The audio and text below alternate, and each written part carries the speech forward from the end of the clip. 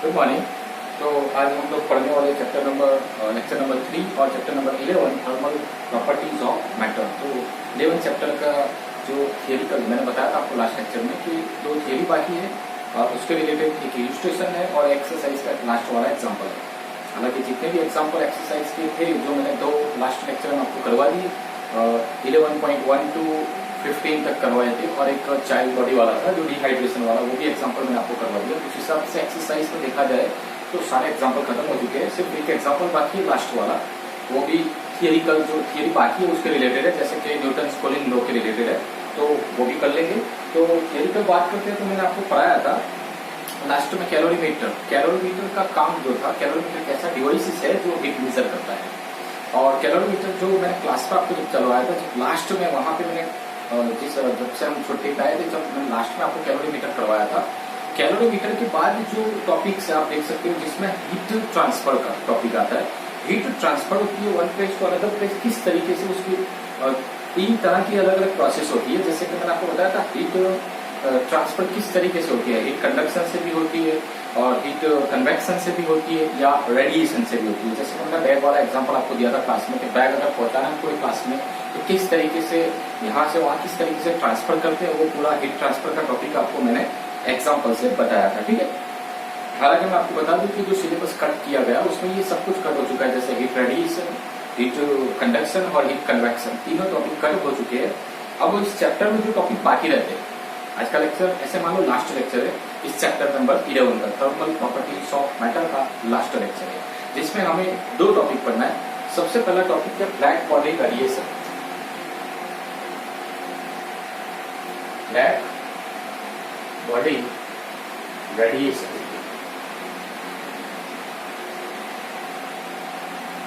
ठीक है।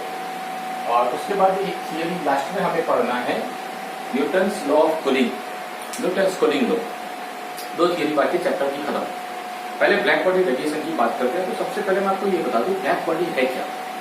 जैसे नाम से तो आप लोगों को पूछा जैसा ब्लैक बॉडी क्या है तो आप कहोगे सर जिसका ब्लैक कलर है वो, ऐसा नहीं होता। ब्लैक कलर हो उसे ब्लैक बॉडी नहीं कहते। ब्लैक बॉडी किसे कहते हैं पहले वो समझ लेते हैं और मैं आपको कुछ एग्जाम्पल ऐसे मिलूंगा जो रियल लाइफ में आपके रोज कहीं ना कहीं आप देखते ही होंगे। उस तरीके के एग्जाम्पल से आपको समझ में आएगा ब्लैक बॉडी क्या है। ठीक है, ब्लैक बॉडी उसे कहते हैं वो बॉडी जिसपे अगर आप सनलाइट इंसिडेंट करवाते हो, कोई लाइट इंसिडेंट करवाते हो, रेज इंसिडेंट करवाते हो, तो वो बॉडी जो पूरे रेडिएशन को एब्सॉर्ब कर लेती है, पूरे रेडिएशन को, जैसे 100% एब्सॉर्ब कर लेना उसे, ठीक है, उसे हमें ब्लैक बॉडी कहना है।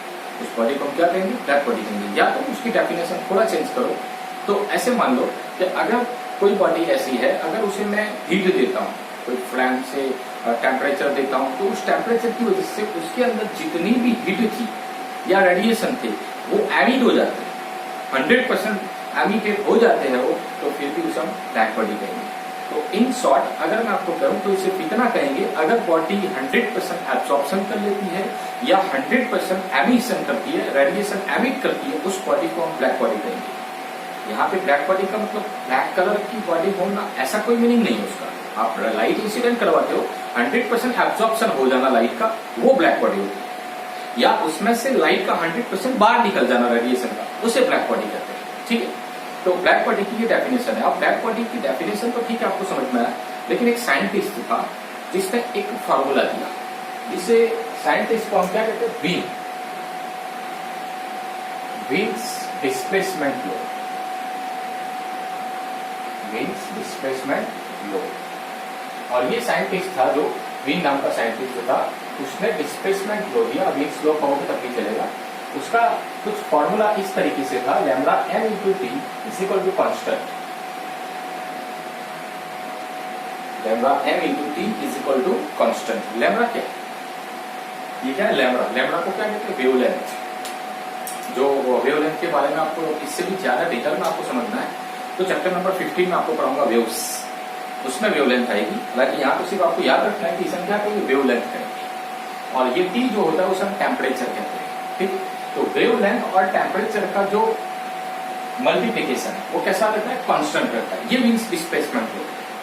बहुत इंटरेस्टिंग टॉपिक है, याद रखना।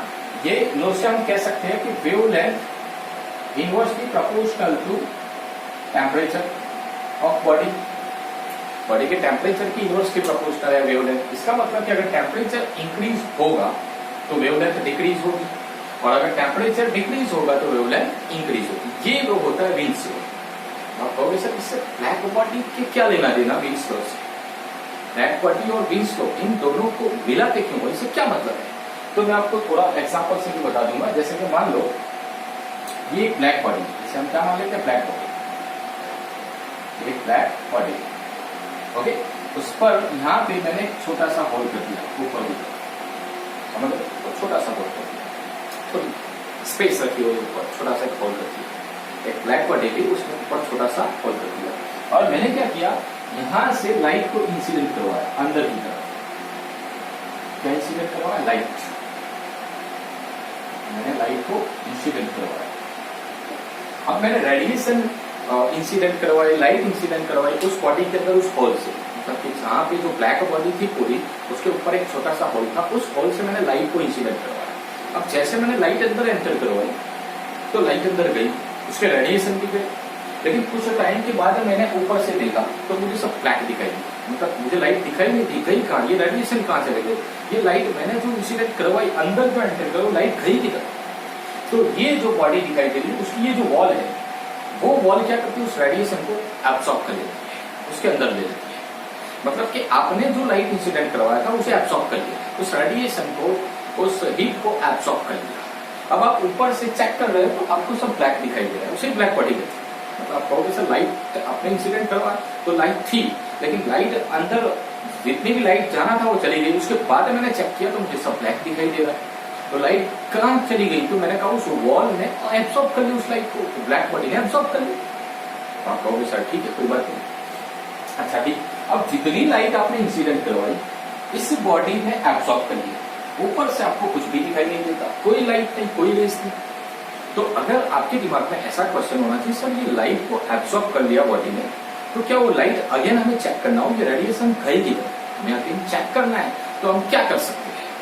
तो हमें क्या करना है, इसे फ्लैम थ्रो या कोई ऐसा सोर्स लेंगे, उस सोर्स से इसे टेम्परेचर देंगे। क्या देंगे? इसे टेम्परेचर देंगे, T इंक्रीज करवाएंगे, टेम्परेचर बढ़ाएंगे इसका। मतलब इसे मैंने नीचे से गर्म किया, समझ रहे हो, मैं हीट दे रहा हूँ, मैं इसे गर्म कर रहा हूँ, नीचे से इसे टेम्परेचर दे रहा हूँ। तो अब होगा क्या, इस बॉडी को मैं जैसे जैसे हॉट बनाता जा रहा हूँ, इसे मैं गर्म करता जा रहा हूँ, ये बॉडी में हो गया हीट देने की वजह से, टेम्परेचर देने की वजह से। मैंने ऊपर देखा तो इस बॉडी में से रेडिएशन बाहर निकल रहे थे। बॉडी में से क्या निकल रहे थे? रेडिएशन। मान लो इस तरीके से आप मान सकते हो, यही बॉडी है। तो यहाँ पे जो होल था, जैसे ही मैंने टेम्परेचर बढ़ाया, जैसे ही मैंने टेम्परेचर बढ़ाया, यहाँ से रेडिएशन बाहर आ रहे थे, ये एमिट हो रहे रेडिएशन, समझ रहे? मतलब कि जो लाइट आपने इंसिडेंट करवाई थी वो किधर गई? तो आपने टेम्परेचर दिया तो वॉल ने जो एब्सॉर्ब कर लिया था, आपने टेम्परेचर दिया, इसे गर्म किया, तो इसमें हुआ क्या, तो वो रेडिएशन थ्रू जो आपने लाइट इंसिडेंट करवाई थी वो रेडिएशन थ्रू बाहर आ रही है। आपको रेडिएशन दिखाई देंगे, जैसे जैसे रेडिएशन बाहर आएगा आपको लगेगा हाँ अंदर से कुछ रेडिएशन तो एमिट हो रहे हैं। वही रेडिएशन है जो आपने लाइट एमिट करवाई, इंसिडेंट करवाई। आपने जो लाइट को अंदर एंटर करवाया था वही लाइट रेडिएशन थ्रू बाहर आ रही है। मतलब कोई लॉस नहीं है, जहां जो गई थी वही बाहर एब्सॉर्ब कर ली, तब भी ब्लैक बॉडी। आपने इसे हिट दिया, टेम्परेचर दिया, एमिट कर रही है, तब भी ब्लैक बॉडी कहेंगे। मतलब जितना रेडिएशन को इसने एब्सॉर्ब किया था उतने ही रेडिएशन को ये एमिट भी कर सकती है, इसे ब्लैक बॉडी कहेंगे। समझ में आया? ब्लैक बॉडी क्या है सिर्फ मैं वही समझा रहा था। ठीक है, ब्लैक बॉडी के साथ साथ आपको ऐसा होगा सर ये मामला कुछ समझ नहीं है। विंस नाम के साइंटिस्ट ने ये वेवलेंथ टेम्परेचर को इनवर्सली प्रोपोर्शनल बताया, वो आप इसे ब्लैक बॉडी से क्यों कनेक्ट कर रहे हो, उससे क्या लेना देना, अब उसे समझते हैं। ठीक, अब होगा क्या कि आप क्या कर रहे हो, टेम्परेचर इंक्रीज करवा रहे हो। क्या करवा रहे हो? Temperature increase. तो वेवलेंथ क्या होगी? डिक्रीज होगी। वेवलेंथ क्या होगी? डिक्रीज होगी। अब आपको 7 कलर्स पता होंगे, आप स्टैंडर्ड 10th में पढ़े थे। रेनबो, रेनबो तो समझ में आता है ना, ये मानसून डेज में आप लोग देखते होंगे ना, रेनबो उसका 7 कलर्स होते हैं। कौन से? विबग्योर। कौन से कलर होते हैं? विबग्योर, जो आपको पता होगी, विबग्योर 7 कलर होते हैं। ये विजिबल लाइट में हमें ये 7 कलर दिखाई देते हैं। विजिबल लाइट जिसकी वजह से हम देख पाते हैं उसमें हमें ये 7 कलर दिखाई देते हैं। विबग्योर जिसमें वायोलेट से रेड तक आप लोगों को पता है कि ये 7 कलर्स आप जो रेनबो में आप देखते हो, इसे आप शॉर्ट फॉर्म में क्या लिखते हैं, विक्योर। तो मैं आपको बता दूं कि ये जो कलर्स है इसमें सबसे ज्यादा वेवलेंथ जो होती है रेड की वेवलेंथ मैक्सिमम होती है, और ये जो वायोलेट है उसकी वेवलेंथ मिनिमम होती है। समझ रहे हो? मतलब कि वायोलेट से ज्यादा वेवलेंथ इंडिगो की होगी, उससे ज्यादा ब्लू की, उससे ज्यादा ग्रीन, उससे ज्यादा येलो, उससे ज्यादा ऑरेंज, उससे ज्यादा रेड।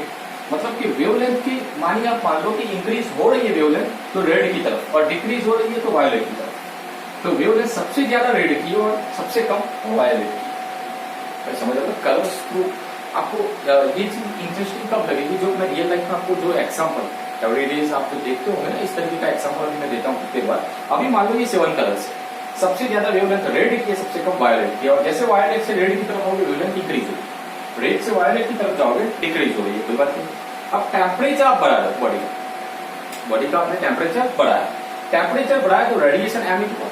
अब जो रेडिएशन निकल रहा था, जब टेम्परेचर इंक्रीज हुआ तो वेवलेंथ डिक्रीज हो रही है। वेवलेंथ डिक्रीज होगी तो हो सकता है ऑरेंज कलर्स में ये रेडिएशन आपको दिखाई दे, हो सकता है येलो दिखाई दे, ग्रीन दिखाई दे, ब्लू दिखाई दे, इंडिगो दिखाई दे, वायोलेट दिखाई दे। मतलब कि जैसे जैसे आप टेम्परेचर बढ़ाओगे वैसे वैसे वेवलेंथ डिक्रीज होगी, वैसे कलर चेंज होते रहेंगे। मतलब कि ये जो रेडिएशन एमिट हो रहा है ना, उस रेडिएशन में भी डिफरेंट कलर में रेडिएशन आपको दिखाई दे। ये इंटरेस्टिंग होता है। तो विंग्स लो यहाँ पे कनेक्ट हुआ कि टेम्परेचर के बढ़ने से वेवलेंथ डिक्रीज हुई, ये जो आपको कलर दिखाई दे रहा है इसी वजह से। आपके घरों में जो गैस यूज करते हो ना, गैस तो उसमें भी आपने देखा होगा जो फ्लैम होती है ना, वो ब्लू फ्लैम होती है। तो उसका रीजन यही होता है कि आप जितना टेम्परेचर बढ़ेगा उतनी वेवलेंथ डिक्रीज हो जाएगी और वेवलेंथ ब्लू तक पहुंचती है, इसलिए आपको ब्लू दिखेगी। ये रीजन रहता है, अदरवाइज आपको ये समझ में नहीं आएगा। बहुत अच्छा एग्जाम्पल देता हूँ मैं, ऐसे ही समझता। मान लो सनसेट और सनराइज अर्ली मॉर्निंग जब सनराइज होता है तो आप लोगों ने चेक किया होगा कि उस वक्त उसका टेम्परेचर ज्यादा नहीं होता। अच्छे से समझना, सनराइज की सिचुएशन बात कर रहा हूँ मॉर्निंग, तो उसका टेम्परेचर ज्यादा नहीं होता। मतलब टेम्परेचर कम है तो वेवलेंथ ज्यादा होगी, यस और नो? प्लीज लो से, टेम्परेचर कम है तो वेवलेंथ ज्यादा होगी। तो वेवलेंथ ज्यादा किसकी रहती है? रेड की।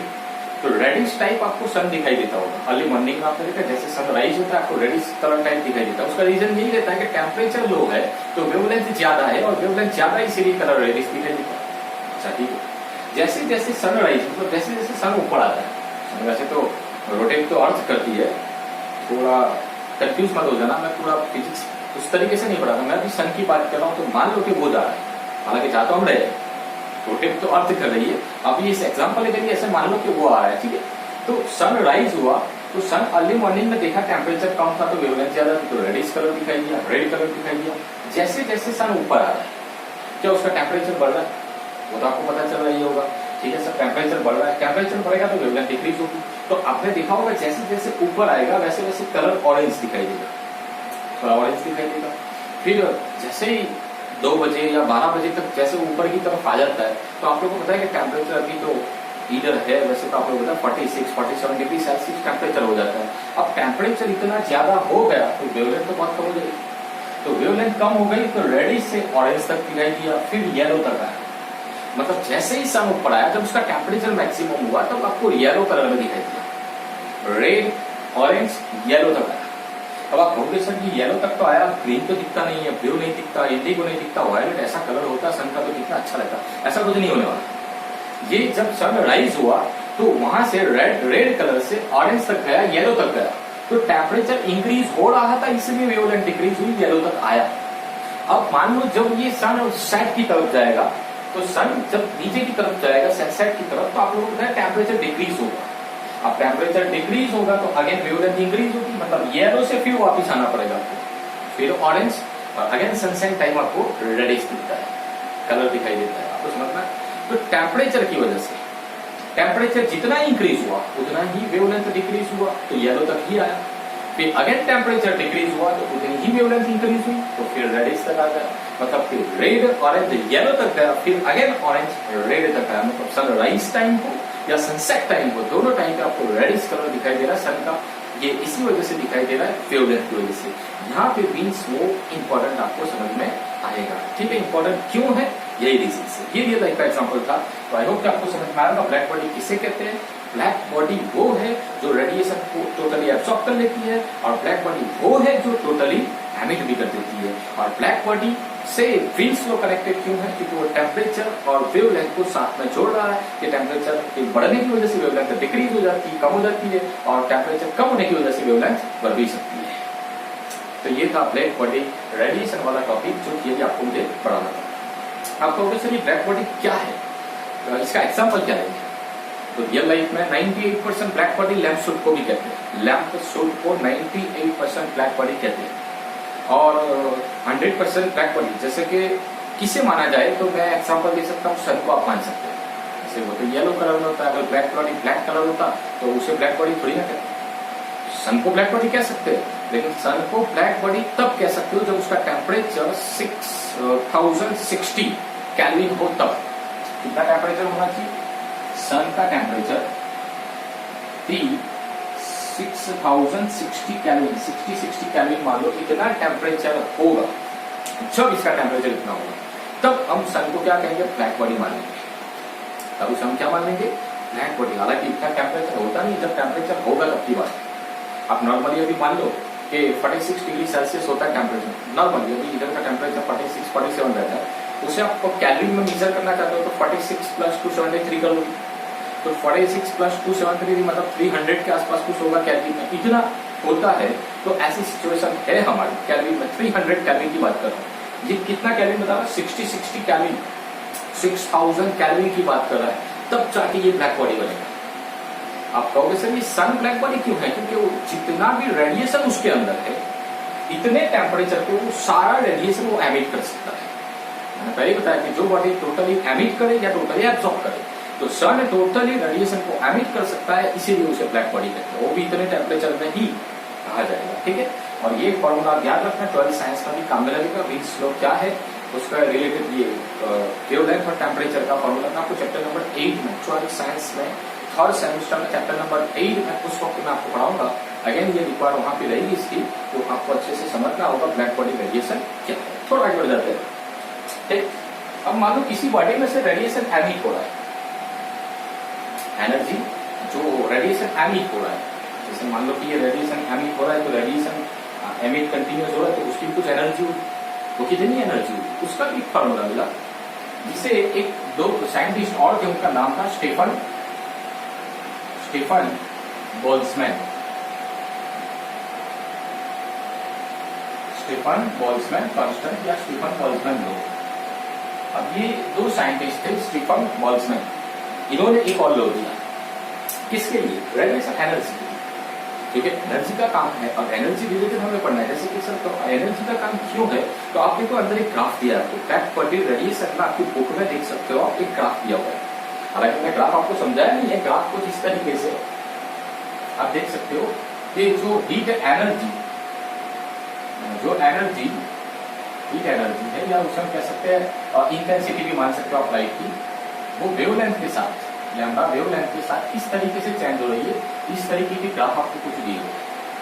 ये ग्राफ क्या बता रहा है आपको, मैं पूरा ग्राफ थोड़ा सा आपको बता देता हूँ किस तरीके से। हालांकि 12th साइंस का थोड़ा डिटेल में और इसी को बताऊंगा। अभी क्या काम है इस ग्राफ का, मैं सिर्फ इतना बता दूं। ये वेवलेंथ है, इस तरफ क्या है? वेवलेंथ, इस तरफ वेवलेंथ, और ये एनर्जी है, या इसे इंटेंसिटी भी मान सकते हो, IV, या एनर्जी E भी मान सकते हो, ठीक। अब वो क्या है कि आप जैसे जैसे किसी बॉडी का टेम्परेचर इंक्रीज करवा रहे हो, जैसे कि सन राइज सिचुएशन में, सन की सिचुएशन में जैसे जैसे सन ऊपर आया उसका टेम्परेचर इंक्रीज हुआ, T इंक्रीज हुआ तो लैम्डा डिक्रीज हुआ। अच्छा कोई बात नहीं, तो आप देखो कि लैम्डा डिक्रीज हो रहा है तो रिवर्स में आ रहा है ऐसे, टेम्परेचर का इंक्रीज होना, वेवलेंथ का डिक्रीज होना। तो वेवलेंथ डिक्रीज होना मतलब ग्राफ में तो पीछे आएगी, तो ग्राफ में वेवलेंथ डिक्रीज भले ही हो, लेकिन एनर्जी में देख ग्राफ कहाँ जा रहा है? ऊपर जा रहा है, मतलब कि उसकी इंटेंसिटी जो एनर्जी है वो मैक्सिमम हो गई। कुछ थोड़ा थोड़ा समझना क्या बता रहा हूं, जैसे कि सन की जो सिचुएशन है 46 डिग्री सेल्सियस टेम्परेचर हुआ, जब ऊपर की तरफ हुआ गया, तो आप लोगों को पता है कि उसकी इंटेंसिटी, उसकी एनर्जी कितनी डेंजरस है। वो एनर्जी ज्यादा क्यों होती है? टेम्परेचर बढ़ने की वजह से वेवलेंथ डिक्रीज हुई, बट वेवलेंथ का डिक्रीज होना बट एनर्जी इंक्रीज हो रही है, क्योंकि ग्राफ ऊपर जा रहा है। इसीलिए ये ग्राफ आपको बुक में दिया हुआ है कि उसकी एनर्जी बहुत ज्यादा होती है, उसकी इंटेंसिटी बहुत ज्यादा होती है। वेवलेंथ भले ही कम हो लेकिन टेम्परेचर बढ़ाओगे तो एनर्जी ज्यादा ही होगी। ओके, अब कोई भी ब्लैक बॉडी है, जैसे आप सन को ही मान लो, अगर वो एनर्जी इतनी स्ट्रांग एनर्जी देती है तो वो रेडिएटेड एनर्जी का कोई फॉर्मूला होना चाहिए, कितनी एनर्जी कैलकुलेट करना है। तो स्टीफन बोल्ट्जमैन नाम के साइंटिस्टों ने एक फॉर्मूला दिया उसके लिए, मैं थोड़ा शॉर्ट आउट करके आपको बता रहा हूँ जितना इंपॉर्टेंस है। जैसे इसके रिलेटेड कोई एग्जाम्पल आ गया नहीं कि 0 वाली में, तो आप इससे कर सकते हो, इसलिए मैंने आपको बताया ये फॉर्मूला काम की चीज है। ठीक है, lambda into P is equal to constant. अब ये कांस्टेंट जो है ना मीन्स लो का, ये कांस्टेंट उसे आप के भी ले सकते हो, ऐसे भी मान सकते हो। सपोज मीन्स कांस्टेंट के है और उसकी वैल्यू भी बुक में गिवन है, आप देख सकते हो K is equal to 2.9 into 10⁻⁻³ wavelength मतलब मीटर में मेजर करेंगे और टेम्परेचर को केल्विन में, मीटर इंटू केल्विन उसका यूनिट हो। अगर एक बार रिपीट करवा दूं आपको, जो विंस लो आप पढ़े उसमें ये जो कांस्टेंट था उस कांस्टेंट को के भी ले सकते हो, बुक में लिया हुआ है, हालांकि कुछ काम नहीं बट है कांस्टेंट के, और उसकी वैल्यू भी फिक्स है 2.9 इंटू 10⁻⁻³ वेवलेंथ को मीटर में मेजर करेंगे और टेम्परेचर को केल्विन में, तो मीटर इंटू केल्विन यूनिट के साथ लिखा हुआ है। ठीक है, तो ये विंस लो था, हालांकि अभी मैं डिस्कस कर रहा था स्टीफन बोल्ट्जमैन, तो उन्होंने एक फॉर्मूला दिया कि भाई साहब ये जो एनर्जी है रेडिएटेड एनर्जी, वो हीट एनर्जी, उसका फॉर्मूला कोई होना चाहिए हम कैलकुलेट कर पाए, और वो किस पे डिपेंड करती है। तो रेडिएटेड एनर्जी का फॉर्मूला उन्होंने दिया, रेडिएटेड एनर्जी जिसे कहा H, इसे क्या नाम दिया उसे heat. Radiated energy that means कि जो हीट रिलीज हो रही है उसे हम पावर भी कह सकते हैं। टाइम से कनेक्ट कर दोगे कि टाइम के साथ इतनी हीट है, टाइम के साथ इतनी एनर्जी है, टाइम के साथ इतना वर्क डन है, सब कुछ एक ही बात है, क्योंकि हीट का ही यूनिट जूल होगा, एनर्जी का भी यूनिट जूल होगा, वर्क डन का भी जूल होगा, उसे ही हम पावर कहते हैं, मतलब ये रेडिएटेड पावर भी कह सकते हैं। तो रेडिएटेड एनर्जी मतलब जो हीट है H, वो किस पे डिपेंड करती है, directly proportional to area of surface, area of surface of body, मतलब जो बॉडी है उसका सरफेस एरिया क्या है, और टेम्परेचर के 4th पावर के डायरेक्टली प्रोपोर्शनल रहती है। T⁴ के डायरेक्टली प्रोपोर्शनल है, एरिया के प्रोपोर्शनल है, और T⁴ के डायरेक्टली प्रोपोर्शनल, मतलब जितना टेम्परेचर ज्यादा होगा उतनी ही हीट ज्यादा रिलीज होगी, उतनी ही ज्यादा रेडिएट होगी, एमिट होगी। आया समझ में, क्योंकि T⁴ के डायरेक्टली प्रोपोर्शनल, उतनी ज्यादा रिलीज होगी। ठीक है, ओके। उसके बाद आप देखो तो H इज इक्वल टू, ये प्रोपोर्शनल सिग्मा निकालो तो एक कांस्टेंट रख देते हैं, उस कांस्टेंट का नाम दिया गया सिग्मा। क्या नाम दिया उसे, सिग्मा, याद रखना सिग्मा। सिग्मा कांस्टेंट का नाम है T⁴, और इस सिग्मा को कहते हैं स्टीफन बोल्ट्जमैन कांस्टेंट, वही साइंटिस्टों के नाम से भाई साहब। जैसे ये विंस का कांस्टेंट था तो विंस कांस्टेंट है, स्टीफन बोल्ट्जमैन ने दिया तो स्टीफन बोल्ट्जमैन कांस्टेंट है, तो उन्हीं के नाम से नाम दिया गया इसका स्टीफन बोल्ट्जमैन कांस्टेंट, और उसकी वैल्यू है 5.67 इंटू 10⁻⁻8। स्टीफन बोल्ट्जमैन कांस्टेंट की सिग्मा कांस्टेंट है, उसकी वैल्यू फिक्स है 5.67 इंटू 10⁻⁸, और उसका यूनिट अगर यहां से लिखा जाए तो ये एनर्जी जूल, ये तो जूल, एरिया का मीटर नीचे आएगा, मीटर स्क्वायर हो जाएगा, और ये T⁴ केल्विन पर नीचे आएगा, तो इसका यूनिट बनेगा joule per metre square into kelvin. तो स्टीफन बोल्ट्जमैन कांस्टेंट की वैल्यू भी आपको याद रखना है 5.67 into 10⁻⁸ with unit joule per metre square into केल्विन/4।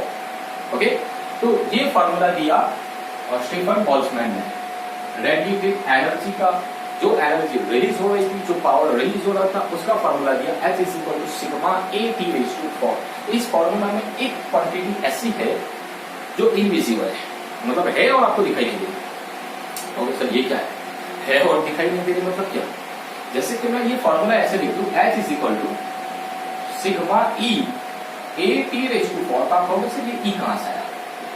E को कहते हैं एमिसिविटी, तो क्या कहेंगे एमिसिविटी, ये आपको समझ में नहीं आएगा सर एमिसिविटी क्या है। एमिसिविटी, ओके, यहाँ पे दो क्वांटिटी ऐसी है जो पुरानी बुक में, जो स्टेट बोर्ड की बुक थी ना, ये एनसीईआरटी सिलेबस से पहले वाली, उसमें ए और ई के बारे में डिटेल में दिया हुआ था। ए था एब्सॉर्प्टिविटी और ई था एमिसिविटी। एब्सॉर्प्टिविटी की वैल्यू ब्लैक बॉडी के लिए 1 होती है, और एमिसिविटी की वैल्यू भी ब्लैक बॉडी के लिए 1 ही रहती है, मतलब इसकी वैल्यू 1 होती है, और वो भी ब्लैक बॉडी के लिए, सबके लिए नहीं।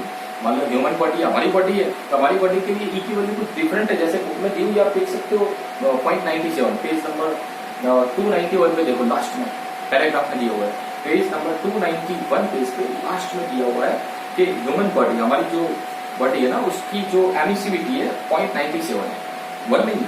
ये मैंने 1 लिखा हुआ किसके लिए? Black body, only for black body, सब बॉडी के लिए नहीं, सिर्फ ब्लैक बॉडी के लिए 1 है। और ब्लैक बॉडी के लिए इज इक्वल टू 1 है, तो 1 लिखने की कोई जरूरत नहीं, इसलिए ये फॉर्मूला मैंने लिखा, इसीलिए बताया कि अंदर एक ऐसी क्वांटिटी जो है लेकिन दिखाई नहीं देती, वो ई है, क्योंकि इज इक्वल टू 1 है। तो ये फॉर्मूला हुआ रेडिएटेड एनर्जी का ब्लैक बॉडी के लिए, H is equal to sigma E A T raise to 4। ये फॉर्मूला क्यों निकाला, क्या काम है इसका? तो बुक में आपको एक एग्जांपल दिया, आप खुद से सॉल्व कर लो, मैं ज्यादा टाइम नहीं कर रहा हूँ, क्योंकि मुझे न्यूटन कूलिंग लॉ भी कंप्लीट करना है अभी और चैप्टर को भी खत्म करना है। तो आप किस तरीके से करना है, आप पेज नंबर 291 पे देखिए, एक एग्जांपल दिया हुआ है। क्या एग्जांपल है? हमारी बॉडी का पावर, जैसे कि समर डेज में आपको पता है कि ज्यादा से ज्यादा डिहाइड्रेशन हो रहा है, हम जितना पानी पीते हैं उतना ही बाहर निकल रहा है डिहाइड्रेशन थ्रू। तो वो डिहाइड्रेशन में हमारी बॉडी से कितना पावर लॉस होता है, वो भी तो ऐसे टाइम पे तो सीखना बहुत अच्छी बात है। अभी तो आपको पता है ना, इम्यूनिटी ये सब सुनते रहते हो कि आप ये होना चाहिए, वो होना चाहिए, इम्यूनिटी ये करो, वो करो। आपकी बॉडी का पावर कितना लॉस होता है डिहाइड्रेशन थ्रू, वो आप कैलकुलेट कर सकते हो इस फॉर्मूला से। सर कैसे निकालेंगे? तो ये सिग्मा की कांस्टेंट की वैल्यू आपको पता है, ये वाली, ओके।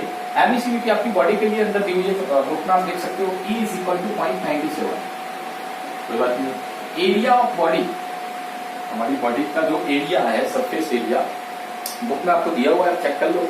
वो बॉडी एरिया जो भी दिया हुआ आपको उतना लेना है, अभी 1.9 मीटर स्क्वायर, 1.9 मीटर स्क्वायर मतलब एरिया है, एमिसिविटी भी है, सिग्मा भी है। अब बात है टेम्परेचर। अब टेम्परेचर के फॉर्मूला में जैसे कि 2 तरीके से होगा। मान लो मैं आपको कह दूं कि अगर मेरी बॉडी का टेम्परेचर है, अंदर का टेम्परेचर कुछ डिफरेंट होगा, मान लो 37 डिग्री सेल्सियस होना चाहिए ह्यूमन बॉडी टेम्परेचर, और ये जो रूम टेम्परेचर है जहां पे मैं खड़ा हूँ उसका टेम्परेचर होगा जो रूम टेम्परेचर 27 डिग्री सेल्सियस। तो दोनों में डिफरेंस है, बॉडी का टेम्परेचर कुछ और है, रूम का टेम्परेचर कुछ है। मतलब मैं सिस्टम हूँ तो ये रूम सराउंडिंग है, और अगर रूम सिस्टम है तो जो रूम के बाहर का जो एरिया है ना वो सराउंडिंग है, तो दोनों का भी टेम्परेचर डिफरेंस अलग अलग है। तो मान लो ऐसी सिचुएशन में हम ये फॉर्मूला किस तरीके से लेंगे, इस तरीके से ये टेम्परेचर कौन सा होगा, मेरी बॉडी का या रूम का, कौन सा होगा? तो कंफ्यूज हो जाओगे। सर यहाँ पे तो T⁴ ये टेम्परेचर कौन सा लेना है, आपका या रूम का, आप जहाँ पे खड़े हो वहां का। तो ये फॉर्मूला आपको किस तरीके से यूज करना है, H is equal to sigma E A, ये फॉर्मूला T⁴ माइनस TS⁴ ऐसे यूज करेंगे।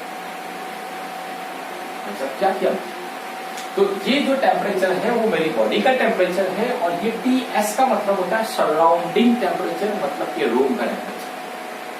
क्लियर? जहां भी आप खड़े हो, आपके आसपास जो एरिया उसे सराउंडिंग है, वहां का टेम्परेचर। मतलब कि यही फॉर्मूला यूज करेंगे, ये कितना पावर लॉस होता है हमारी बॉडी से डिहाइड्रेशन थ्रू, कैलकुलेट करना। सिग्मा की वैल्यू हमें पता है, एमिसिविटी पता है बॉडी की, और एरिया भी हमें पता है। ये T मतलब कि हमारी बॉडी का टेम्परेचर, TS मतलब सराउंडिंग मतलब रूम टेम्परेचर, और वो दोनों वैल्यू भी एग्जांपल में आपको दिया हुआ है बुक में, जो 291 पेज का आप देख सकते हो। उसमें आपको बताया कि आपको कितना लेना है, 22 डिग्री सेल्सियस रूम का टेम्परेचर लेना है, और आपकी बॉडी का 28 लेना है। मतलब कि आपको T कितना लेना है, 28, और TS कितना लेना है, 22। ठीक है, 28 लेंगे और TS कितना लेंगे, डिग्री सेल्सियस, और TS लेंगे 22 डिग्री सेल्सियस। मतलब कि TS 22, T लेंगे 28, एरिया 1.9, और एमिसिविटी 0.97, सिग्मा 5.67 × 10⁻⁸। आप कैलकुलेट करो और इसका आंसर आप निकालोगे तो आपको अप्रोक्सीमेट, परफेक्ट नहीं, आप बुक में देख सकते हो आंसर 66 वाट के आसपास कुछ आने वाला है। आप निकालो, कैलकुलेटर आपके पास है, अच्छे से कैलकुलेशन कर लो, आप निकाल लो किस तरीके से आंसर लाना है। इतना पावर लॉस होगा बॉडी से डिहाइड्रेशन थ्रू। आया समझ? क्लियर? ये फॉर्मूला यहाँ पे काम आएगा, स्टीफन बोल्ट्जमैन वाला फॉर्मूला, कि ये हीट का फॉर्मूला क्या काम करता है। वो रेडिएटेड एनर्जी को कैलकुलेट करने का फॉर्मूला है, वो सन की रेडिएटेड एनर्जी हो या ह्यूमन बॉडी के रेडिएटेड एनर्जी हो, कोई प्रॉब्लम नहीं, हम कैलकुलेट कर सकते हैं। हमारे पास वैल्यू गिवन है तो हम आंसर निकाल सकते हैं। और ये फॉर्मूला में T और TS का मतलब होता है सिस्टम का टेम्परेचर T होता है और TS का मतलब सराउंडिंग टेम्परेचर। रूम सिस्टम है तो बाहर सराउंडिंग है, ह्यूमन बॉडी सिस्टम है तो रूम सराउंडिंग हो जाएगा। इस तरीके से हम रेडिएटेड एनर्जी या पावर कैलकुलेट कर सकते हैं। हमारी बॉडी से डिहाइड्रेशन थ्रू कितना पावर लॉस होता है, 66 वाट पावर। ओके, इतना ही पानी हमें ज्यादा पीना चाहिए। और वैसे भी कोरोना में भी बताया ना, पानी जितना ज्यादा ड्रिंक करोगे उतना वाटर ड्रिंक करने से बहुत बेनिफिट रहेगा आपके लिए, बहुत अच्छा रहेगा। तो ये चीज होती है डिहाइड्रेशन थ्रू इतना पावर लॉस हो रहा है तो हमें इतनी एनर्जी लेना भी पड़ेगा। अब अच्छा रही है तो लेना भी तो पड़ेगी ना, ठीक है। तो ये कैलकुलेट करने का एक फॉर्मूला साथ में वहां पे बताया हुआ है। हम सीधा पढ़ते हैं लास्ट टॉपिक चैप्टर का, अच्छे से आपको समझना, एक बार पढ़ लेना। कुछ इंटरेस्टिंग था तो विन्स लॉ था, स्टीफन बोल्ट्जमैन लॉ था। ब्लैक बॉडी क्या है, डेफिनेशन लेवल पे कोई थियोरिकल नहीं, सिर्फ डेफिनेशन। ब्लैक बॉडी किसे कहते हैं, विन्स लॉ फॉर्मूला क्या कहना चाहता है और स्टीफन बोल्ट्जमैन से हमें क्या सीखने मिला, ये तीन चीज समझ में खत्म किए। अब लास्ट थियरी इस चैप्टर में हम पढ़ेंगे जिसका नाम है Newton's law of cooling. Newton's law of cooling बहुत लंबा चौड़ा किस तरीके से बुक में दिया हुआ, बहुत कुछ एक्सप्लेनेशन किया है। हमें इससे कोई मतलब नहीं, मैं आपको सीधा शॉर्ट आउट करके पढ़ाऊंगा।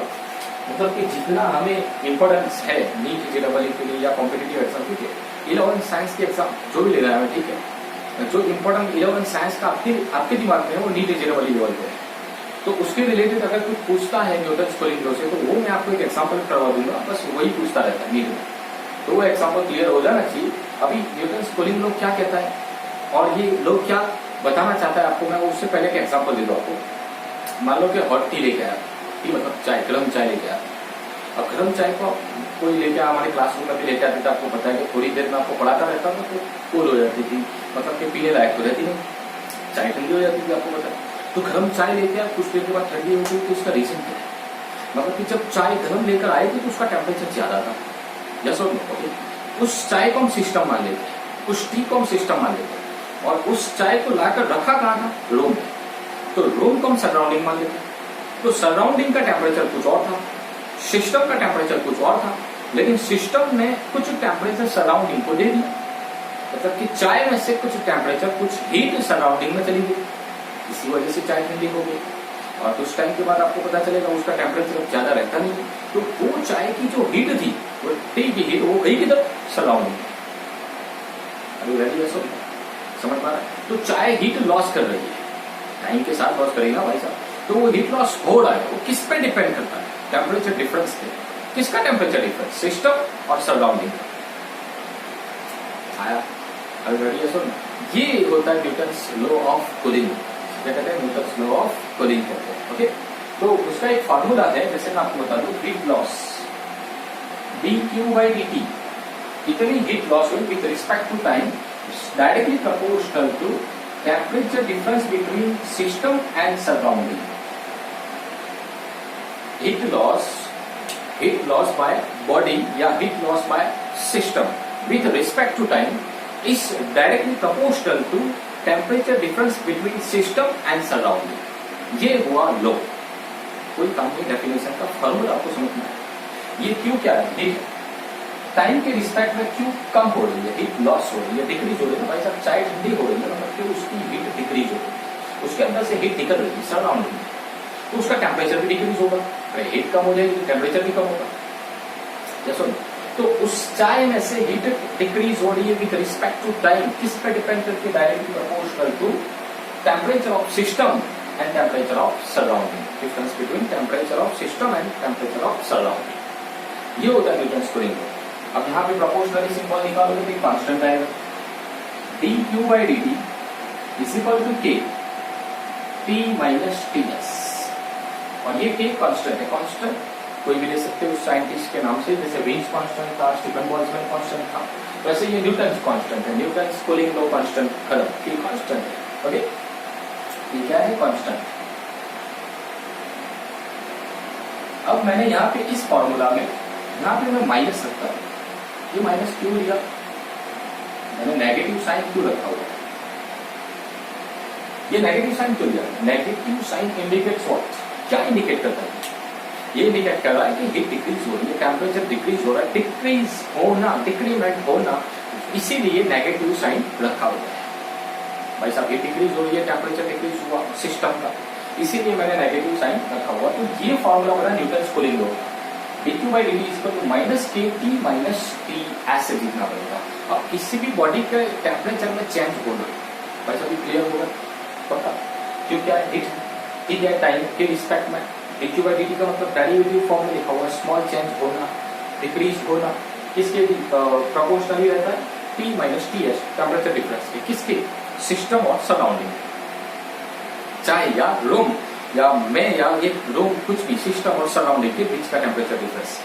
तो ये न्यूटन्स कूलिंग लॉ हुआ। अब मैं आपको बताऊं कि जो चाय थी, गर्म चाय थी, वो रूम में रखने से ठंडी हो गई, मतलब उसका टेम्परेचर कम हुआ, डिक्रीज हुआ, हीट डिक्रीज हुई, वो भी आपको अच्छे से समझना है। तो ये डिक्रीज होना, क्या मैं ये कह सकता हूँ कि चाय का टेम्परेचर चेंज हुआ, ये डिक्रीज होना तो टेम्परेचर चेंज हुआ। तो अगर किसी बॉडी का स्टेट का चेंज होना, क्या Q is equal to NL formula use करते हैं, और सिर्फ टेम्परेचर का चेंज होना, क्या हम ये फॉर्मूला यूज कर सकते हैं, delta Q is equal to MH delta T. क्या याद है आपको अच्छे से? और यस सर, यस, कौन सा formula, delta Q is equal to MH delta T वाला फॉर्मूला। अरे भाई साहब, उस सिस्टम का टेम्परेचर चेंज होना, डिक्रीज होना, वो उसकी हीट भी तो कम होगी ना, वो हीट इतनी कम होगी, कितनी, delta Q is equal to MH delta T. चलो ठीक है। अब इसमें n क्या है, मास है। जैसे कि चाय जितनी आप लेके आए, कुछ देर के बाद अगर वो ठंडी होगी तो क्या उसका मास कम हो जाएगा, नहीं। एस क्या है, स्पेसिफिक हीट है, स्पेसिफिक हीट ऑफ वाटर तो फिक्स है, वो भी थोड़ी ना चेंज होगी, वो भी कांस्टेंट है। यस सर, वो भी कोई प्रॉब्लम नहीं, मतलब एमएस तो कांस्टेंट है, एमएस क्या है, कांस्टेंट है, पक्का समझना। ड्यू टू स्मॉल चेंज, कह रहा हूं इसमें ये डेल्टा, डेल्टा का मतलब होता है ज्यादा चेंज के लिए होता है, और ड्यू टू स्मॉल चेंज की अगर बात की जाए, ड्यू टू स्मॉल चेंज, क्या मैं ये फॉर्मूला ऐसे लिख सकता हूं, dq is equal to MH T due to small change. अरे डेल्टा की जगह पे मैंने डेरिवेटिव फॉर्मेटिंग कर दिया, स्मॉल चेंज के लिए तो हम डेरिवेशन लिखते हैं dq dt, इस तरीके से ये dq कर दिया, dq कर दिया। अब दोनों, जैसे कि हीट का डिक्रीज होना, टेम्परेचर का डिक्रीज होना, क्या वहां पे टाइम तो जुड़ा होगा, टाइम के साथ ही तो होगा। हीट डिक्रीज होगी तो चाय रखी हुई है, तो रखने के बाद फौरी तौर पर थोड़ी ना ठंडी हुई, कुछ टाइम तो लगा। तो यहाँ पे with respect to time dq by dt, dt by dt, ये कैपिटल की टेम्परेचर है, स्मॉल की time, okay. But dq by dt is equal to what, इधर से dq by dt क्या ले सकते हैं, minus K t minus T S is equal to, यहाँ पे जो वैल्यू है ms d capital T divide by d small t। अब जो मैं कैलकुलेशन कर रहा हूँ वो थोड़ा ध्यान से देखना कि जो लास्ट पेज है इस चैप्टर का, उसमें ये फॉर्मूला प्रूव किया हुआ है, क्या काम करना है आपको लास्ट में बताऊँ, तो कोई आपको सिर्फ ये याद रखना, ये सब कुछ जो भी करवा रहा हूँ बाद में मैं कह दूंगा हो गया, ठीक है। तो ये वाला आपको समझ में आएगा, dq बाई dt का फॉर्मूला यहाँ से मैंने याद रख दिया, ओके। ms को डिवाइड में ले लो, minus K divide by ms, t minus T S is equal to dt divide by d small. ये टेम्परेचर, ये टाइम है, दोनों अलग अलग है। अब यहाँ पे k क्या था, कांस्टेंट, ms क्या है, वो भी तो कांस्टेंट है। अरे भाई कांस्टेंट, k कांस्टेंट है, ms कांस्टेंट है, सब कांस्टेंट है, तो कोई सिंगल कांस्टेंट कर तो क्या फर्क पड़ता है, कोई फर्क नहीं पड़ता। तो यहाँ रख दिया मैंने माइनस k, क्या रख दिया, ये k डिवाइड बाई ms पूरा ही कांस्टेंट है, तो कोई दूसरा कांस्टेंट मतलब मैंने k ही रख दिया, कोई फर्क नहीं पड़ता। k t minus T S is equal to dt by d small. यहाँ तक क्लियर आया, समझ में पड़ता, ओके। अब उसके बाद क्या किया मैंने, माइनस के, ये dt टाइम को मैंने ऊपर ले लिया, इज इक्वल टू ये t माइनस टी एस को नीचे लिया, मतलब dt divide by t minus T S. इसके बाद मैंने क्या किया, दोनों तरफ इंटीग्रेशन किया, बोथ साइड इंटीग्रेटेड, दोनों तरफ मैंने क्या किया, इंटीग्रेशन किया। तो integration to minus K D T is equal to integration to D T divide by T minus T S.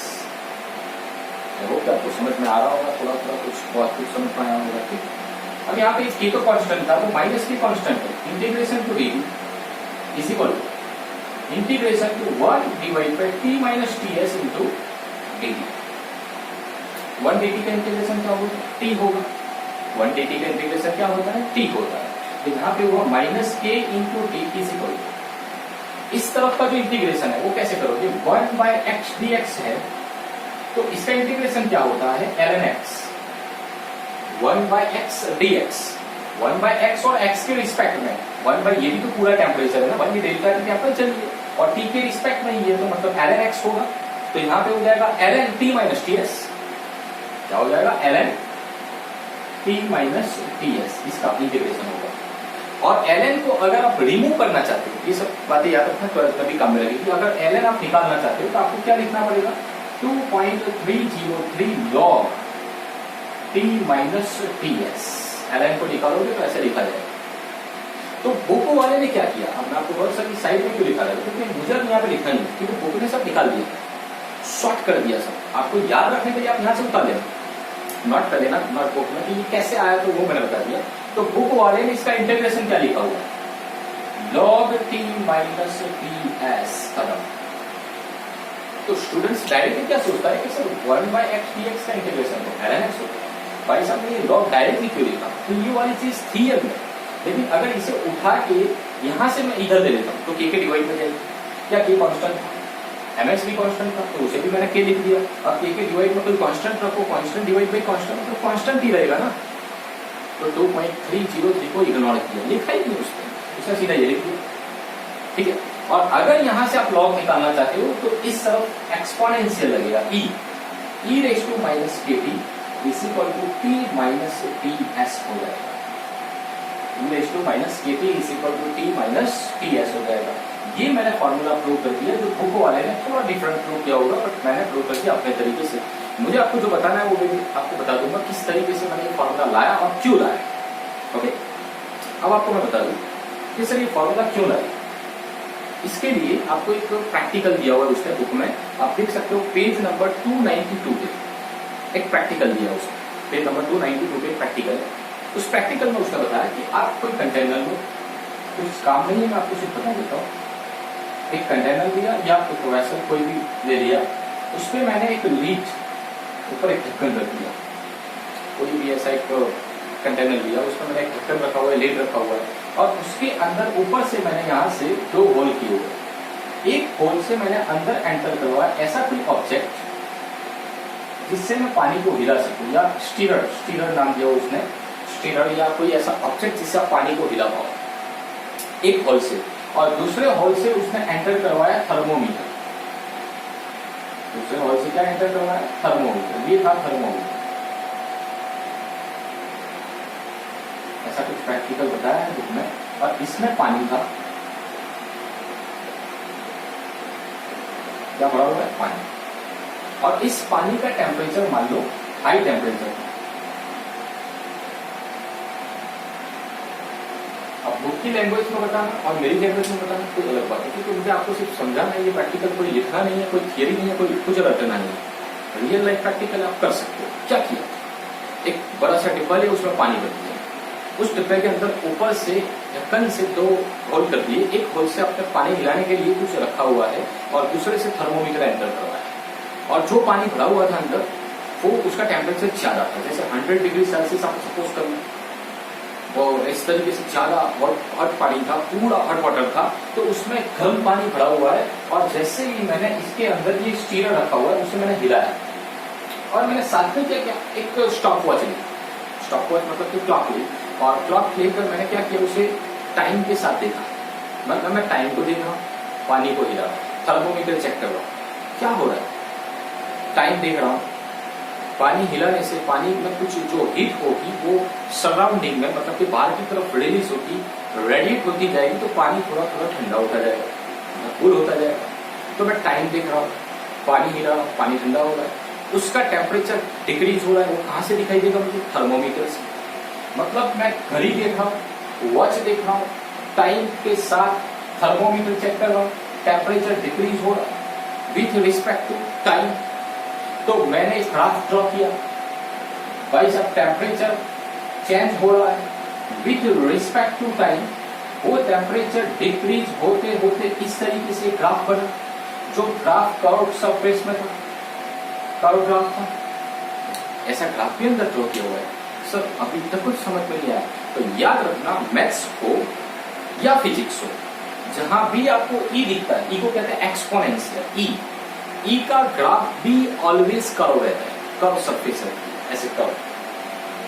मतलब कि टेम्परेचर टाइम के साथ उस गर्म पानी का ठंडा होना टाइम के साथ इतना स्पीड में था, रफ्तार से था, जो ई का ग्राफ होता है उस तरीके से था। टेम्परेचर का टाइम के साथ डिक्रीज होना रफ्तार में था, कर्व सरफेस में, मतलब एक्सपोनेंशियल डिक्रीज हो रहा था। टेम्परेचर डिक्रीज होना टाइम के साथ एक्सपोनेंशियली था, वही मैंने यहाँ फॉर्मूला रिलेटेड प्रूव किया। टेम्परेचर डिक्रीज हो रहा है एक्सपोनेंशियली, वही फॉर्मूला मैंने ये पूरा प्रूव किया, जो बुक में भी किया हुआ है, बाकी कुछ काम नहीं।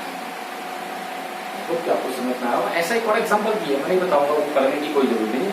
कि जैसे ये लॉग वाला है ना, ये लॉग, ये एक्सपोनेंशियल ग्राफ था, वो कर्व था। अगर लॉग का ग्राफ बना दे ना with respect to time log का, तो वो स्ट्रेट लाइन आएगा। उसके लिए भी एग्जांपल है कि जो अलग अलग कंटेनर लो, फिर दोनों में पानी जो भरा हुआ है, दोनों का टेम्परेचर डिफरेंट हो, ये ठंडा होना, वो ठंडा होना, वो जो चेंज हो रहा है वो स्ट्रेट लाइन में हो सकता है। कोई काम नहीं है, ऐसा प्रैक्टिकल दूसरा भी अंदर किया हो, तो कुछ काम नहीं है। सिर्फ इतना याद रखना, न्यूटन कूलिंग लॉ का परे क्या कि अगर कोई भी बॉडी का टेम्परेचर ज्यादा है और वो टेम्परेचर डिक्रीज हो रहा है विद रिस्पेक्ट टू टाइम, तो वो टेम्परेचर डिफरेंस पे डिपेंड करता है, मतलब directly proportional to temperature difference between system and surrounding. फिर उसी से मैंने एक फॉर्मूला एक और प्रूव किया कि भाई साहब टेम्परेचर कैसे डिक्रीज हो रहा है, तो एक्सपोनेंशियल, जो ग्राफ में आपको दिखाई देगा, तो प्रैक्टिकली आपको पहले उसने बताया हुआ है, और ये प्रैक्टिकल लिखने में तो आधा पेज दिया हुआ है, वही है। ये था Newton cooling law. Last 5 minute में ले लूँ आपको सिर्फ इतना बताने के लिए कि उसका एक एग्जाम्पल मैं आपको करवा दूँ। एक एग्जाम्पल मतलब मैं करवाता हूँ आपको, और एक आपको खुद से करना पड़ेगा, लेकिन हो जाएगा, कुछ भी डिफिकल्ट नहीं, बहुत ईजी, बहुत आराम से आप कर लोगे। जैसे कि मैं आपको करवाऊंगा इलुस्ट्रेशन नंबर 11.8, लास्ट इलुस्ट्रेशन है, और आपको करना है एक्सरसाइज का लास्ट एग्जाम्पल, जो उसी की तरह सेम कॉपी पेस्ट है। तो मैं आपको एक एग्जाम्पल करवा दूं, पहले आप इसका स्क्रीनशॉट ले लो, तो थोड़ी स्पेस हो जाती है, तो मैं एक एग्जाम्पल आपको करवा दूं। ओके, तो मैं एक इलुस्ट्रेशन आपको करवा देता हूँ न्यूटन कूलिंग लॉ से, लेकिन न्यूटन कूलिंग लॉ आप याद कैसे रखोगे, मैं यहाँ पर देख लेता हूँ। dt by dt is equal to minus k t average minus ts। अब आपको ये फॉर्मूला अच्छे से रख देना है, क्योंकि जो नीट एलिजिबिलिटी का प्रिपरेशन आप करोगे, नीट एलिजिबिलिटी, उसमें आपको ये फॉर्मूला यूज करना है। आप कहोगे सर ये फॉर्मूला किधर से आया? ये फॉर्मूला आपको यूज करना है, कौन सा? dp मतलब ये टेम्परेचर का टाइम के साथ डिक्रीज होना, मतलब जो चाय थी गर्म चाय, उसका टेम्परेचर डिक्रीज हो रहा है, टेम्परेचर का टाइम के साथ डिक्रीज होना डायरेक्टली प्रोपोर्शनल करता है t माइनस ts पे, वो तो आपको पता चला। तो ये t एवरेज का मतलब क्या है? मतलब कि सिस्टम और सराउंडिंग का जो टेम्परेचर था, दोनों का टेम्परेचर आपको प्लस करना है, डिवाइड बाई 2, मतलब जो एवरेज निकलेगा वो लेना, और ts सराउंडिंग टेम्परेचर लेना, t तो कांस्टेंट है। अभी कुछ भी समझ में नहीं आएगा, लेकिन मैं आपको एक एग्जांपल करवाता हूँ, आप अच्छे से दिमाग में फिट हो जाएगा, और एक्सरसाइज का तो कर ही दोगे, कॉम्पिटिटिव एग्जाम में है तो वो भी कर दोगे। एक एग्जांपल, इलुस्ट्रेशन नंबर 11.8 चेक करते हैं। 20 डिग्री सेल्सियस रूम टेम्परेचर है, मतलब रूम टेम्परेचर मतलब सराउंडिंग वो, मतलब कि पहले ही क्वेश्चन में आपको बता दिया ts is equal to 20 degree Celsius, ये हो गया रूम टेम्परेचर। तो बुक में गिवन है, आप देख सकते हो 20 डिग्री सेल्सियस ts हुआ सराउंडिंग टेम्परेचर, रूम टेम्परेचर जो क्वेश्चन में गिवन है वो मैंने लिख दिया। फिर क्या किया उसने कि जैसे आपको भी बताया हुआ है अंदर कि खाना वगैरह आप खाते हो ना, जैसे कि चाय की एग्जाम्पल हो, तो चाय का तो मैंने चाय बताते तो पूरा न्यूटन कूलिंग लॉ पढ़ा दिया। आप कहोगे सर सिर्फ चाय ठंडी क्यों होती है, खाना पीना भी तो ठंडा होता है, और कुछ एग्जाम्पल हो तो उसने खाने की बात की हो अंदर कि भाई कोई भी लंच डिनर या कुछ भी आपको पता है कि थोड़ा गर्म रखते हैं, थोड़ा देर हम थोड़ा लेट बैठते हैं, तो उसके वो भी तो ठंडा हो जाता है, उसका भी टेम्परेचर तो डिक्रीज होता है, वही एग्जाम्पल। तो इसी तरीके से उसका इनिशियल में ऐसे बता रहा है कि 2 मिनट के अंदर जब उसका टेम्परेचर 94 से डिक्रीज होकर 86 हो गया, तो खाना आप बैठे, जो खाना है आपको, जो खाने आप बैठने वाले हो, उसका टेम्परेचर पहले था कितना? 94, इनिशियल कितना था? 94। अब ठंडा होने के बाद मतलब वो खाना ठंडा हो गया, मतलब उसका टेम्परेचर डिक्रीज हुआ, तो हो गया कि आप जब बैठे तो टेम्परेचर हुआ 86 डिग्री सेल्सियस, इतना डिक्रीज हुआ। ओके, तो उतना वो कूल हो गया, मतलब ठंडा हो गया। फिर ये बता रहा है कि अगर ये टेम्परेचर 71 से 69 हुआ तो उसके लिए कितना टाइम लगेगा, मतलब कि टेम्परेचर चेंज होना 94 डिग्री सेल्सियस से 86 डिग्री सेल्सियस हुआ, उसके लिए 2 मिनट लगा। कितना टाइम लगा? तो 71 डिग्री सेल्सियस से 69 डिग्री सेल्सियस के लिए कितना टाइम लेगा, ये टाइम आपको फाइंड करना है। मतलब कि इतना टेम्परेचर डिक्रीज होने के लिए 2 मिनट लगे, इतना टाइम लगा। तो इतना टेम्परेचर डिक्रीज होने के लिए कितना टाइम लगेगा, तो आप सीधा लॉजिक से नहीं बता सकते, आपको कैलकुलेट करना है। लॉजिक से मतलब 94 से 86 तो आप लोगों सर 1 डिग्री सेल्सियस में 2 मिनट लगा, तो ये 2 है, मतलब कि हाफ मिनट लगेगा। ऐसे नहीं, डायरेक्ट आंसर नहीं आएगा, इसे कैलकुलेट करना पड़ेगा। सीधा लॉजिक से आप इसे आंसर नहीं बता सकते, आपको सॉल्व करना पड़ेगा। तो पहले 1 बाय 1 सॉल्व करते हैं, इस तरीके से करेंगे। तो मैंने फॉर्मूला तो यहाँ पे लिखा हुआ, आप देख सकते हो। ये dt का मतलब होता है change in temperature first case में। फर्स्ट केस मतलब 94 डिग्री सेल्सियस से 86 डिग्री सेल्सियस जब हुआ, उस केस में मैं ये फॉर्मूला अप्लाई करता हूँ। कौन सा?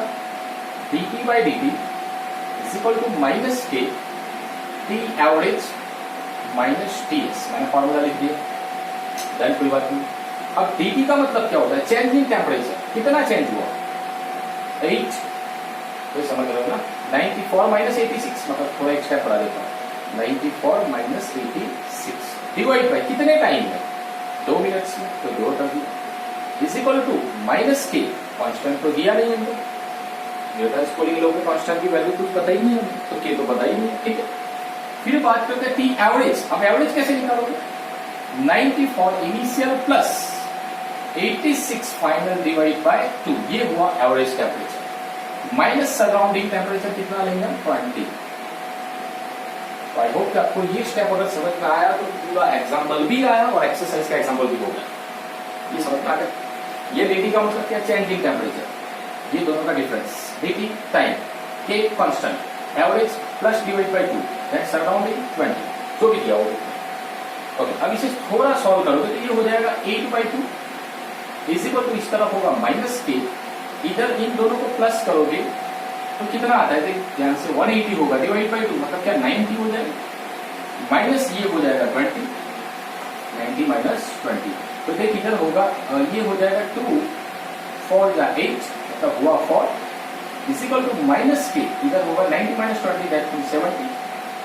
और के की वैल्यू अगर आप लिखना चाहते हो तो आप कह सकते हो 4 डिवाइड बाय 70। कुछ लोग तो सोचेंगे सर ये बीच में से माइनस किधर चला गया? माइनस कहाँ चला गया? सब आ गए, सब आ गए माइनस, तो माइनस कहा किधर? तो यहां तक तो आपको समझ में मैंने क्या फाइंड किया? कांस्टेंट के की वैल्यू फाइंड। हालांकि एग्जाम्पल में तो कुछ हमें तो टाइम निकालना, लेकिन वो सेकंड केस है। लेकिन ये सेकंड केस का टाइम आप कब निकालोगे? जब आपको कांस्टेंट पता होगा तब। वो कांस्टेंट निकालने के लिए फर्स्ट केस यूज किया। अब इसमें से माइनस किधर गया पहले वो बताओ। देख इनिशियल टेम्परेचर क्या है? 94, फाइनल क्या है? 86। लेकिन मैंने यहाँ पे डिफरेंस कैसे लिखा हुआ? जब भी डिफरेंस लिखो तो फाइनल माइनस इनिशियल होता है, इनिशियल माइनस फाइनल नहीं होता। मैंने तो इनिशियल माइनस फाइनल किया, आया समझ? हालांकि मुझे लिखना क्या चाहिए? 86 माइनस 94, तो माइनस से 8 होगा, तो माइनस माइनस प्लस हो जाएगा, इसीलिए मैंने माइनस को नहीं लिखा। अब सेकंड केस में आ जाओ। सेकंड केस मतलब ये वाला हमें जो फाइंड करना है, 71 डिग्री सेल्सियस से 69 डिग्री सेल्सियस टेम्परेचर हो तो कितने टाइम में हमें फाइंड करना है? तो वही फॉर्मूला अगेन हम लिख देते हैं, dt by dt is equal to minus के T average minus T surrounding. तो यहाँ पे लिख सकते हैं dt is what? 71 minus 69 divide by dt, हमें फाइंड करना टाइम को। dt लिखोगे तब भी चलेगा, टाइम फाइंड करना। Okay, is equal to minus K, minus को तो प्लस कर देते हैं क्योंकि 69 माइनस 71 लिखना पड़ेगा। ओके, टी एवरेज क्या होगा? 71 plus 69 divide by 2 minus surrounding, तो यही रहेगा रूम टेम्परेचर से 20। तो आप देख सकते हो ये हुआ 2 divide by t is equal to k की वैल्यू क्या? इधर लेके आओ 4/70, 4/70। इसका एवरेज निकालोगे तो 140/2 मतलब 70 हो जाएगा, माइनस 20। देख ध्यान से, इधर होगा 2/t is equal to 4/70 multiply by 50, 70 minus 20 50 होगा। अब t को सब्जेक्ट करो, इनको आप सब्जेक्ट करो तो ये ऊपर ले लो, 70 ऊपर जाएगा, 70 इंटू 2 डिवाइड बाय 4 इंटू 50। तो ध्यान से t इक्वल टू कितना होगा, आप इसका आंसर निकाल सकते हो। तो आप इसका आंसर निकालोगे तो आएगा 0.7 मिनट। कितना टाइम होगा, 0.7 मिनट। और इसमें समझ में ना आए तो आप सेकंड में निकाल लो, 0.7 इंटू 60 कर दो तो उसका सेकंड हो जाएगा 42 सेकंड। कितना हो जाएगा, 42 सेकंड। तो आई होप कि आपका एग्जाम्पल में समझ में आया होगा कि आप डायरेक्टली आंसर नहीं दे सकते। अगर इतना टेम्परेचर डिक्रीज हुआ 2 मिनट में तो ये डिक्रीज होने के लिए इतना टाइम लगेगा 42 सेकंड, 0.7 मिनट लगेगा। हाफ मिनट के जैसे लॉजिक से तो आप हाफ बता रहे थे, हाफ आंसर नहीं है, 0.7 मिनट। तो इस तरीके से एक्सरसाइज का लास्ट एग्जाम्पल आप सॉल्व कर देंगे। फास्ट रफ्तार से मैं बता दूं, ये फॉर्मूला समझ में आया तो ऐसे कोई भी दो टेम्परेचर है, दोनों प्लस करके डिवाइड बाय 2 करोगे, एवरेज होगा, सराउंडिंग गिवन होगा और दोनों का डिफरेंस लोगे तो यहाँ पे लिखा जाएगा ये टाइम है कांस्टेंट। अगर पहले आप निकाल लो, दिया है तो रख दो, नहीं है तो पहले फाइंड करो। तो फर्स्ट केस से मैंने कांस्टेंट निकाला और सेकंड केस में जो टाइम निकालना था उसी कांस्टेंट को यूज करके मैंने टाइम निकाल दिया। मतलब कि अगर 8 डिग्री सेल्सियस डिक्रीज हो रहा है तो 2 मिनट लगा, तो 2 डिग्री सेल्सियस डिक्रीज होने के लिए 42 सेकंड लगेगा। सेम इसी तरीके से आपका एग्जाम्पल सॉल्व करना है, एक्सरसाइज का लास्ट एग्जाम्पल, और हो जाना चाहिए जैसे ही आप करते हो वो सीधा सॉल्व करके मुझे सेंड कर दें। ओके, तो chapter number 11 thermal properties of matter, बहुत टाइम हो चुका है, मैं जानता हूँ 15+ मिनट के मैंने वीडियो भेजी आपको ये लास्ट की, क्योंकि मुझे 15 चैप्टर भी चलाना है और ऐसा नहीं कि मैं वो फास्ट ही चला रहा हूँ। जितना इंपॉर्टेंट है कॉम्पिटिटिव एग्जाम रिलेटेड इसमें से पूछेगा कॉम्पिटिटिव एग्जाम में, ये एग्जाम्पल से। अगर ये एग्जाम्पल आपने कर लिया और एक्सरसाइज का खुद से कर दिया तो बात करें, क्लियर। तो आई होप कि आज के लेक्चर में आपको समझ में आया हो, ना आया हो तो वीडियो को फिर से देखना और समझ में आ जाए तो मैसेज जरूर कीजिएगा और एग्जाम्पल सॉल्व करके भेज देना। फिर मैं नया लेक्चर लेकर आऊंगा, नया चैप्टर भी स्टार्ट करेंगे, चैप्टर नंबर 15। और चैप्टर 11 खत्म हो चुका है, thermal properties of matter. Thank you very much.